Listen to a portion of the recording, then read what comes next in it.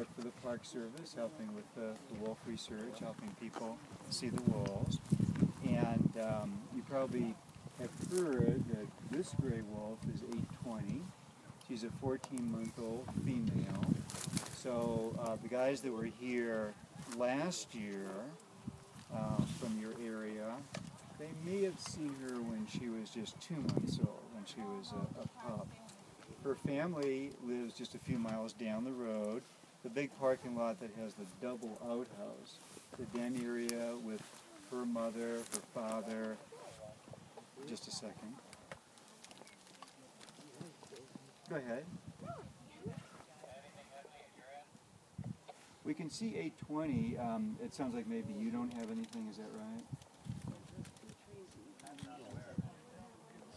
Okay. Do you need to take off, Phil?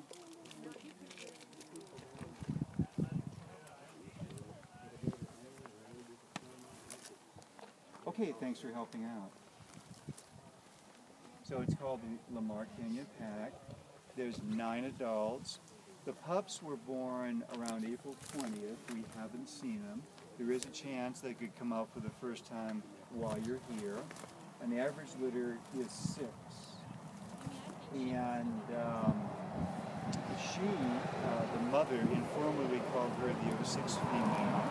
She's 6 years old. She's probably the best hunter in the park. And she's famous for making kills by herself and with help from her family, or her 2 boyfriends. So she's a master at hunting. She'll get in front of an elk that's standing its ground, and initially she'll have to dodge the elk trying to kick her, trying to trample her if it's a bull, trying to gore her with his antlers, so she'll be dodging all that. Then as the elk gets a little bit tired, is just standing there, she waits for the right moment and then does her thing. She probably weighs about, I'm guessing, 9 pounds. So she'll run for it, jump as high as she can in the air. Can I use you as an example? Open her jaws, turn her head sideways, and grab the elk right by the throat. She has 1,500 pounds of pressure in her jaws. And if it's a tall elk, she would actually be dangling off the ground, hanging on to the neck of the throat of the elk. But if she can hang on for 2 minutes, the elk is going to be dead, either by essentially strangling it, or maybe one of her teeth will puncture the jugular vein and he or she will quickly bleed to death. But it's a dangerous thing to do because if there's any trees or big boulders nearby, as a counter strategy, what the elk would do is to swing her back and forth like this and try to smash her into a tree or a rock or something like that, but she has to hang on, and usually she can do that, and then it's over. And then the 2 adult males will come in, so she makes the kill, and then they come along after it's over and they help with her eating it. So that's their relationship. And it works pretty well. Hopefully you'll see her and the 2 big males. They're both black.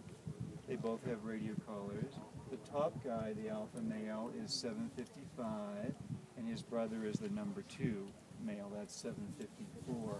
754 is actually a little bit bigger than his brother, but he just naturally has an easygoing personality. He doesn't need to be the guy in charge. He likes to just sort of go with the flow, whereas brother is more of a natural-born leader. And they're decent hunters on their own, but they're not as good as the female. So they got together 2.5 years ago. At that time, she had been on her own for a while. She had been around the block a few times. She had been with a number of other wolves on a temporary basis. She is very popular with the boy wolves, so she had a lot of male friends over the years. One mating season, she said, but probably was the world's record, she bred with 5 different males, but none of them were good enough for her, so she dumped one after another.